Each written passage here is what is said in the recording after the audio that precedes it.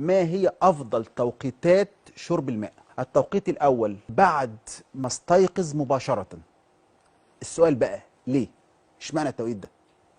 اولا التوقيت ده انت نايم طول الليل ما بتاكلش، يعني الميتابوليك ريت والحرق بقى قليل جدا، يبقى انت محتاج حاجه تنشطه صباحا. رقم اتنين، الدم بتاعك من قله الاكل بقى اسيديتي، بقى حامضي، فانت محتاج حاجه تعيد القلويه. عظيم. الميه بتعمل كل ده. طبعا. يبقى ده اول تايم، وقلنا ليه.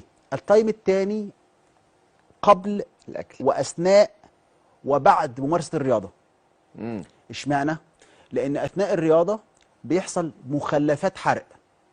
من مخلفات الحرق دي بعض الاحماض زي اللاكتيك اسيد، بعض السموم، فلازم اعمل ووش، لازم اغسل هذه السموم، فاشرب ميه كتير. عشان كده بيقول الرياضي اشرب ميه طول ما انت بتتريض، قبل وبعد الرياضه.